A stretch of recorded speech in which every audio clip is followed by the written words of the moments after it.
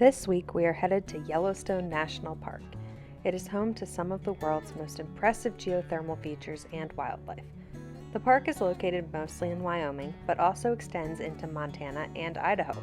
The park features more than 500 active geysers, hot springs, 290 waterfalls, vast canyons, flowing rivers, and dense forests. It has many different animal species, including bison, wolves, coyotes, elk, antelope, and bears. While you could spend months exploring the park, we feel like 3 days is the perfect amount of time to see the highlights the park has to offer without feeling rushed.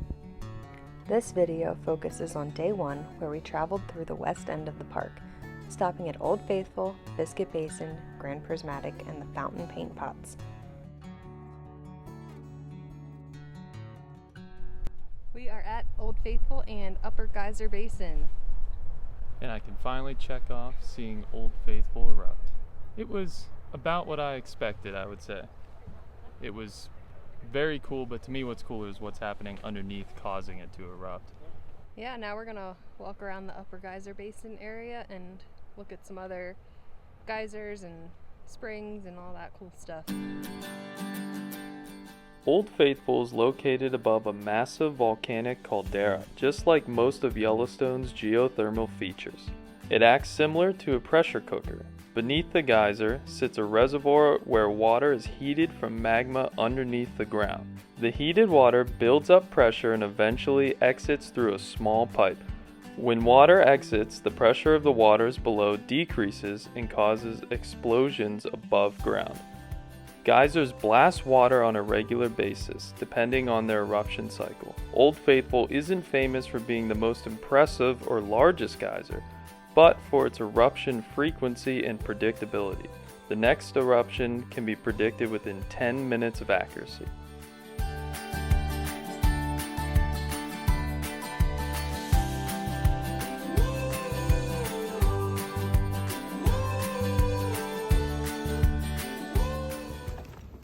Starting to get that rotten egg smell. It's giving me Rio Celeste vibes. See Rio Celeste video. Total Yellowstone vibes. It's almost like Yellowstone in a way. Total Yellowstone vibes. Well guys, we're about 2/3 of the way done with Upper Geyser Basin. We're headed to Morning Glory now, and it's been unbelievable so far. I always knew there was the big ones like Old Faithful and bigger geysers, but I didn't realize how many pools there were just everywhere. Over the years, people have been treating the Morning Glory pool as a wishing well, throwing coins and other objects, causing a blockage at the bottom of the pool and reducing the amount of hot water that can reach it. It's extremely important not to do this in order to preserve the natural color of the beautiful pool.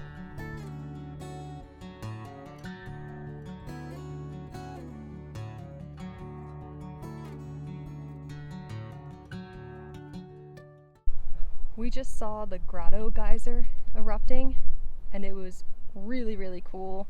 Standing on the boardwalk, it's a weird sensation. You get the feeling of the really hot steam hitting your face while also getting splashes of water that are cool on your face. Yeah, Grotto geyser is a really unusual geyser because it's actually formed in the middle of a bunch of, like a grove of trees. Mm-hmm. So there's a bunch of humps around the geyser that are actually like the stumps of the trees that it formed around. So very cool. After walking around for a few hours, we went into the Old Faithful Inn to grab something to eat.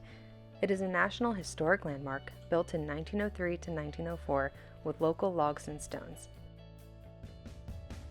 Then we headed to Biscuit Basin, where we saw more pools, springs, and geysers. Biscuit Basin is one of the less visited basins in the park. We thought the pools here were some of the most colorful. We also enjoyed another geyser erupting.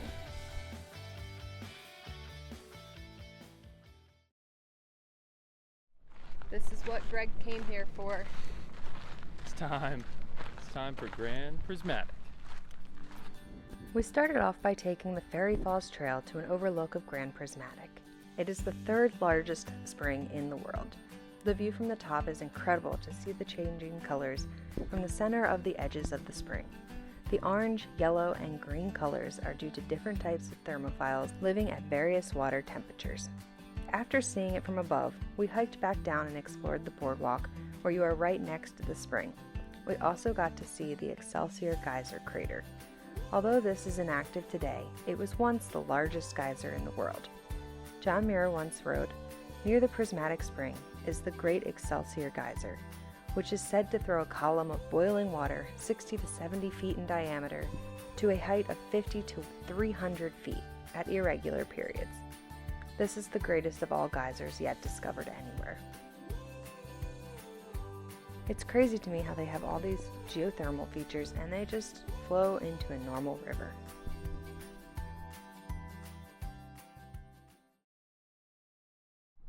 We're at our first mud pots. Everything's weird here. There's so much going on, so much to see. But they don't photograph well, but they're might be one of the coolest parts. While we were here, we got to see yet another geyser erupting, and then in the parking lot we got to see the famous original Yellowstone tour bus. There are 8 of these vintage buses that are used as wildlife and sightseeing transportation for tourists.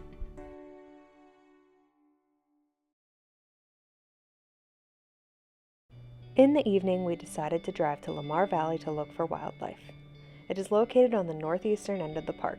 We were staying in Canyon Campground, so it was about an hour drive for us. It's been one of the best spots for wildlife in the park, especially if you are hoping to see wolves. The drive through the mountains from the campground to the valley was stunning. As we got closer to the spot for watching wildlife, we ran into a little traffic jam. Will they hit your car? I don't think so.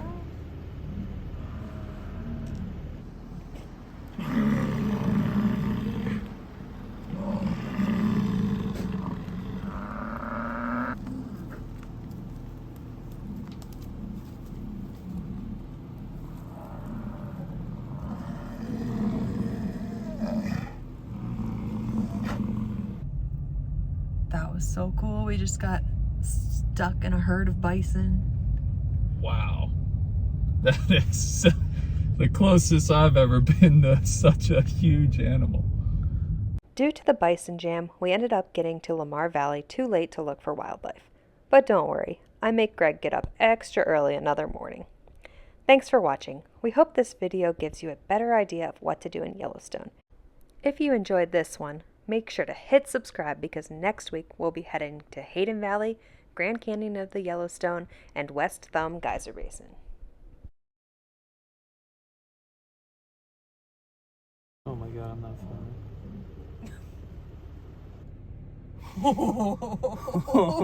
Oh my god, they've got to be shitting themselves.